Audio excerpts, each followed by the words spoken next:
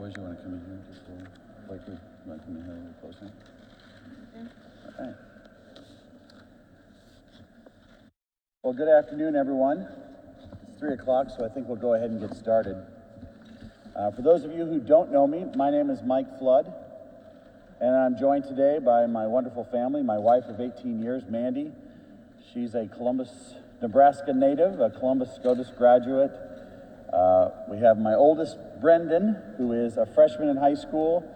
He's 15 years old, and we have to scoot back to Norfolk. He's got a part-time job that starts tonight that he doesn't want to miss, and I don't want him to miss that. And then we have a good sport over here. Blake is my youngest. He's a 6th grader, and he is 12 years old, and he today is missing a wrestling tournament and a basketball practice, and he's in an exceptionally good mood about it. So I want to just start by giving you a little background on who I am, and then I'll tell you why we're here. I'm born and raised in Norfolk. I started on the radio when I was 15 years old. I went to college at Notre Dame, and I came back and I moved to Lincoln, Nebraska, and went to law school here in Lincoln. My dream in school was to become the owner of a radio station. And after my second year in law school, I found a license in my hometown of Norfolk, and I launched US 92 back in 2000. I loved it. I worked nights and weekends, tornado warnings and county fairs and rodeos, and I learned about what makes Nebraska special.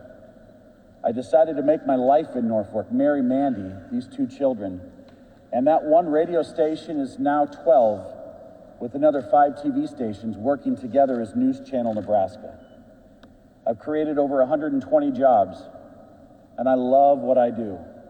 What I like the best about it is that News Channel Nebraska and the work that I've done connects people in these small towns as Nebraskans with something bigger. And that's why I decided to run for the state legislature in 2005. I was elected to represent Madison County in Lincoln and to bring my conservative values to the state capitol.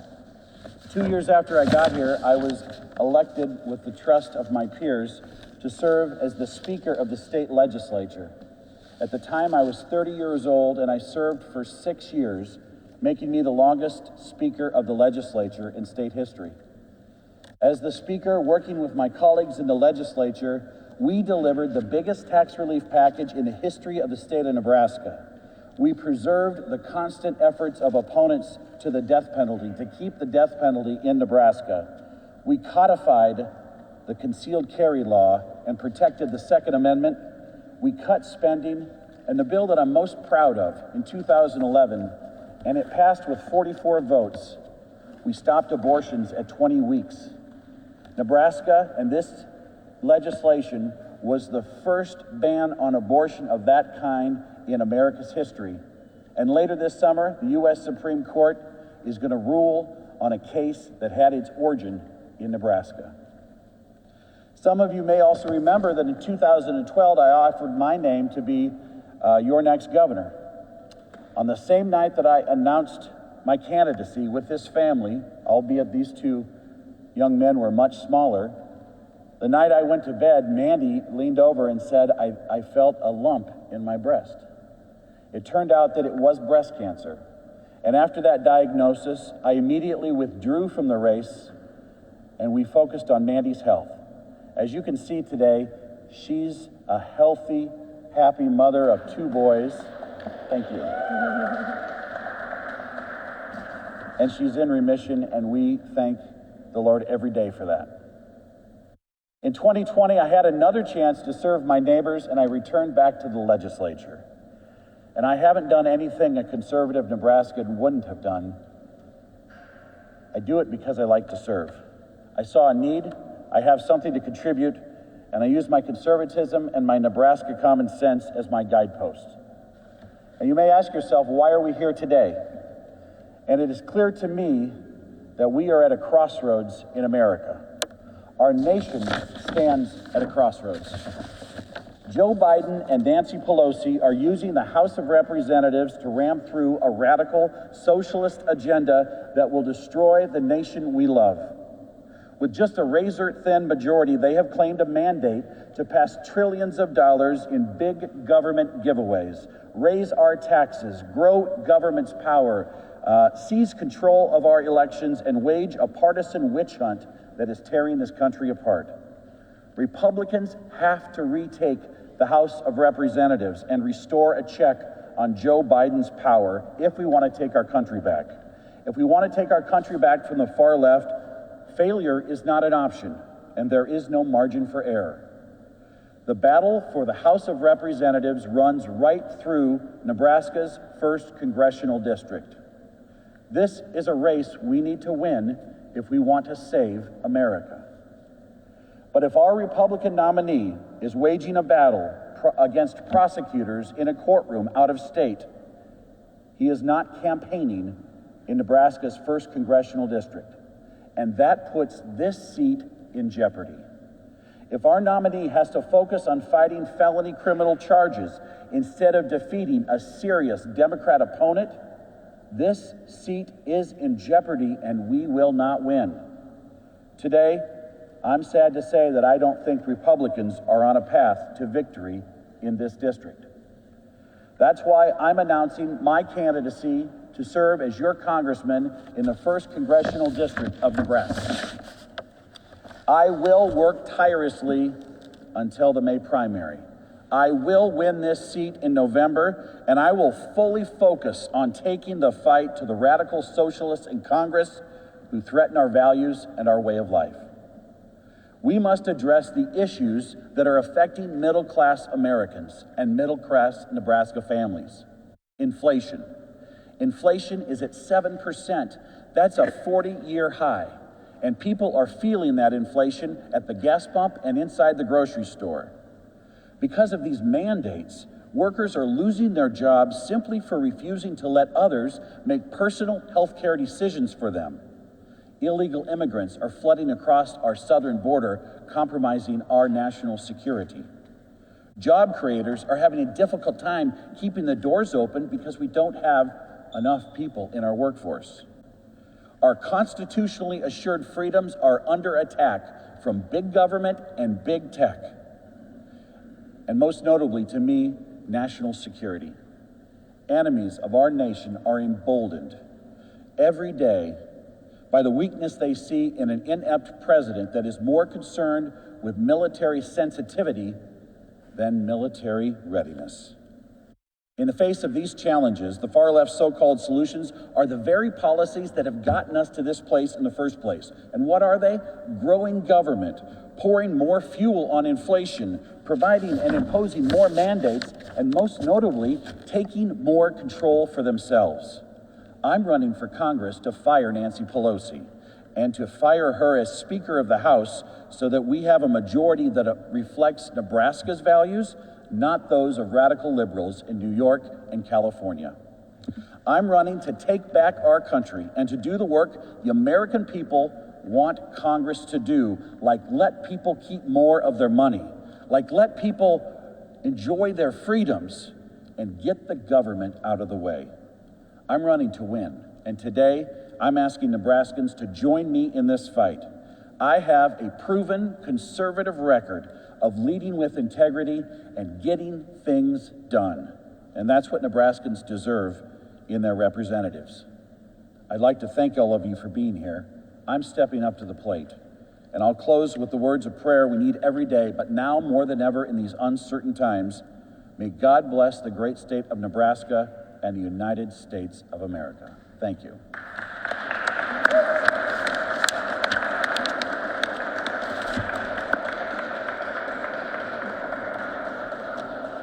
All right, let's take some of your questions, if you have them.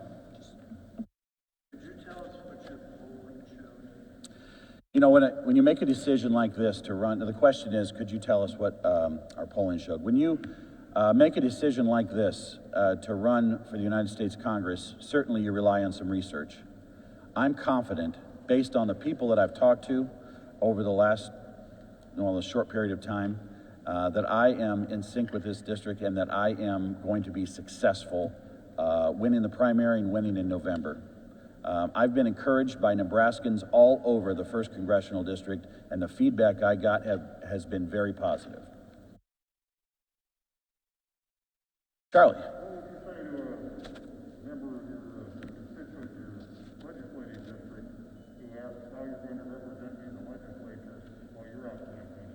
The question is, what would I say to a constituent in my legislative district who wonders if what I will do or how I will represent them during the campaign? Is that correct? I have been in Norfolk since the day I was born, except for the schooling that I received. I'm not a job hopper. I've had the same job, pay my way, since I started Flood Communications in 1999. I've been at the law firm in Norfolk since I passed the bar in October of 2000. I served for 8 years in the Nebraska legislature, and then I went home and I went back to work. The people of Madison County and the 19th Legislative District know that I will fight for them in the legislature. I barely missed a day in 8 years when I worked here before, and I'm going to do my best to represent their interest in the Nebraska legislature as I have done. But I can tell you the support that I've received from those in my hometown has inspired me to take this step, and I couldn't be prouder of being from Norfolk. And so I will work very hard for them. Paul. Two questions. Do you expect to get the support of Governor Ricketts?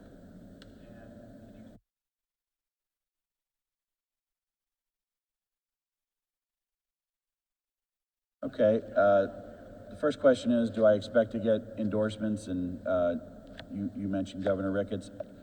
I'm making this announcement today because this is the right move for me.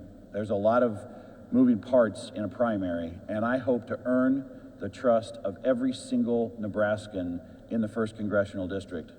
But it starts with me making an announcement. And so I need to reach out, talk to state elected officials, and tell them my story and why I want to represent them. And the second question you asked is, why Congress after having run for governor? And I love that question because I love the legislative branch. I thrive in a legislative situation. Our founding fathers intended the legislature to be the most powerful branch of government.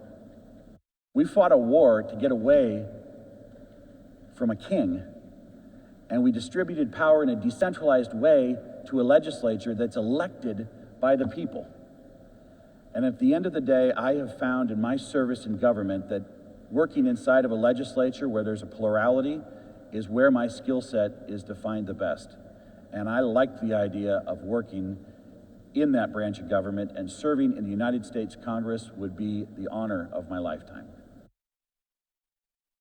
Do you have any policy differences with Congressman the question is, do I have any policy differences with Congressman Fortenberry?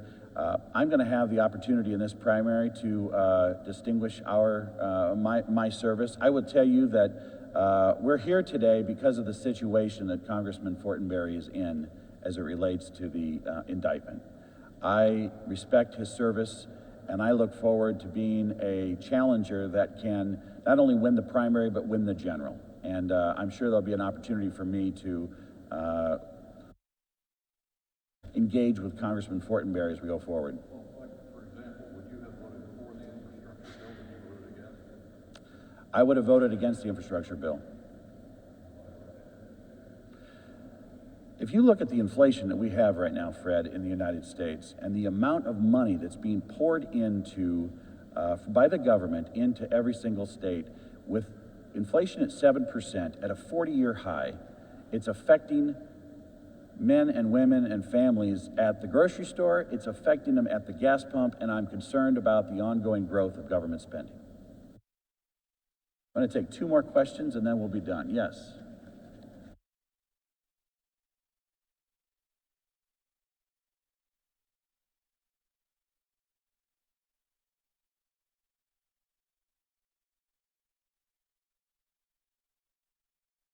You know, one of the things that makes the Republican Party a strong party in Nebraska is that we embrace contested primaries.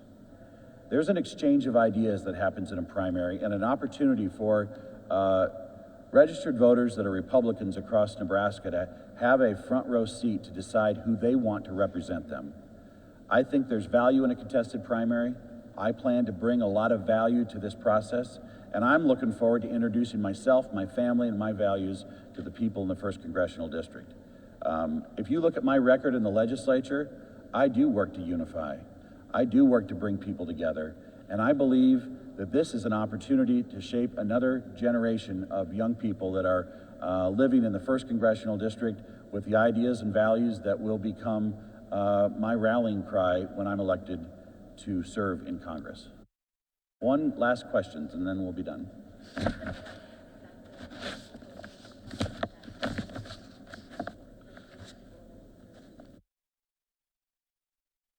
The question is, what is the fresh perspective that I bring to this race? I will tell you, anybody that knows me knows that when I'm invested in something, I'm 1,000% in it. And I am someone with a lot of energy and a lot of ideas and an imagination that tries to solve problems for people wherever I'm at, whether it's in my business, in public service, whether it's in my family or in my community. And by announcing my candidacy for the 1st Congressional District, I'm excited to pour that energy into everywhere, from Lincoln to Norfolk, from towns like David City to Seward to Stanton.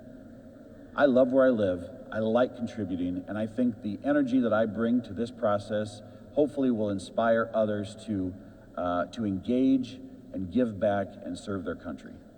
I want to say thank you to everybody here. I appreciate you being here. I know it's a Sunday and you probably had other things to do.